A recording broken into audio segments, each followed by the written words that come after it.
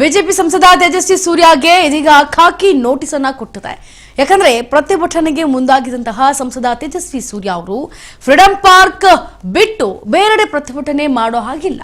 ಆದರೆ freedom park ನಲ್ಲಿ ಇದೀಗ ಪ್ರತಿಭಟನೆ ಮಾಡಿದ್ದಾರೆ ಅನ್ನೋ ವಿಚಾರವಾಗಿ ಖಾಕಿ ನೋಟಿಸ್ ಕೊಟ್ಟಿದೆ.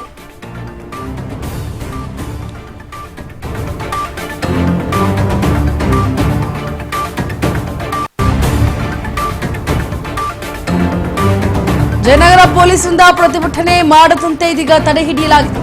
ಆರ್ವಿ ಮೆಟ್ರೋ ನಿಲ್ದಾಣದ ಬಳಿ ಧರಣಿಗೆ ನಿರ್ಧರಿಸಿದಂತಹ ಸೂರ್ಯ ಅವರು ಇಂದು ಪ್ರತಿಭಟನೆಗೆ ಮುಂದಾಗಿರುವಂತಹ ತೇಜಸ್ವಿ ಸೂರ್ಯ, ಬಿಜೆಪಿ ಸಂಸದ ತೇಜಸ್ವಿ ಸೂರ್ಯಗೆ ಖಾಕಿ ಇದೀಗ ನೋಟಿಸ್ ಕೊಟ್ಟಿದೆ.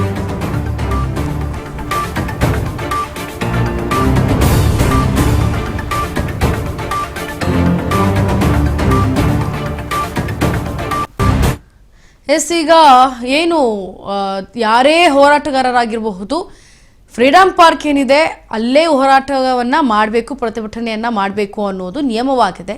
ಸೊ ಈಗ ನಿಯಮವನ್ನು ಏನಾದರೂ ಉಲ್ಲಂಘನೆ ಮಾಡಿದ್ರೆ ಅಥವಾ ಬೇರೆ ಕಡೆ ಎಲ್ಲಾದರೂ ಪ್ರತಿಭಟನೆ ಮಾಡಿದ್ರೆ ಅದಕ್ಕೆ ಕಡಿವಾಣ ಹಾಕಬೇಕು ಅಂತಾನೆ ಈಗ ಫ್ರೀಡಂ ಪಾರ್ಕ್ನಲ್ಲಿ ಮಾತ್ರ ನಾವು ಪ್ರತಿಭಟನೆ ಮಾಡಬೇಕು, ಯಾರೇ ಆಗಿದ್ರು ಪ್ರತಿಭಟನೆ ಮಾಡಬೇಕು ಅಂತ ಹೇಳಲಾಗಿತ್ತು.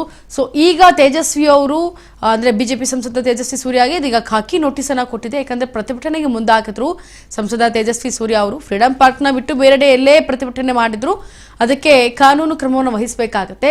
ಈಗ ಜಯನಗರ ಪೊಲೀಸರಿಂದ ಪ್ರತಿಭಟನೆ ಮಾಡದಂತೆ ತಡೆ ಹಿಡಿಯಲಾಗಿದೆ.